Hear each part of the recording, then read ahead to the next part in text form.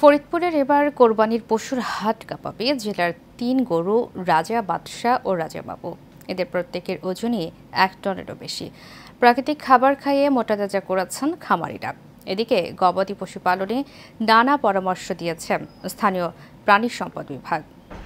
প্রতিনিধি সাদ্দাম হোসাইন সোহানের তথ্য ছবিতে বিস্তারিত জানাচ্ছেন নূর মোহাম্মদ ভুইয়া। কোরবানির বাকি আর মাত্র কয়েকদিন, তাই তো শেষ সময়ে গরুর পরিচর্যায় ব্যস্ত ফরিদপুরের খামারিরা।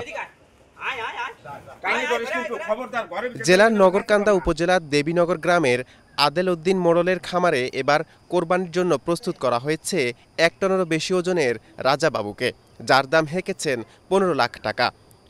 আদর যত্ন করে ওরে পাচ্ছি। রেগুলার খাবার কি ছিল? রেগুলার খাবার ছিল আর হলো ময়দার ভুসি, বুটটা আর হলো খের ঘাস, এই হলো রেগুলার খাদ্য। আমি আদর করে ওর নামটা রাখছি নগরকান্দা থানা রাজা বাবু। মনে হিসাব করে ২৭ মন। 2 বেলা গোসল করাইছি, তারপরে ওই ফিড দে ভুসি দে কাঁচা ঘাস লাগাইছি। অন্যদিকে সদর উপজেলার বিল মাহমুদপুর গ্রামের মায়েশা এগ্রো ফার্মে প্রস্তুত করা হয়েছে ফিজিয়ান জাতের রাজা ও বাদশাকে। তাদের খাবার দেওয়া হয় বিভিন্ন ফলমূল। বাদশার দাম চাওয়া হচ্ছে ১৫ লাখ আর রাজার দাম ১৩ লাখ।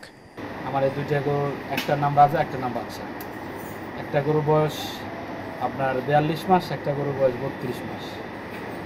এই সম্পূর্ণই খাবার ন্যাচারাল জাতীয় খাবার খাওয়াই। এখানে আসতেছে যে বিভিন্ন দাম টাম বলতেছে, আমার ইচ্ছা যে আমি রাজার দামটা ১৫ লাখ টাকা চাইতেছি আর বাদশার দাম ১৩ লাখ টাকা চাইতেছি। জেলা প্রাণী সম্পদ কর্মকর্তা জানান ৩টি গরুই প্রাকৃতিকভাবে মোটাতাজাকরণের নানা পরামর্শ দিচ্ছেন তারা। ফরিদপুরে এবছর স্থায়ী অস্থায়ী মিলে পশুর হাট রয়েছে ৩৭টি। নূর মোহাম্মদ ভুইয়া, এশিয়ান টেলিভিশন।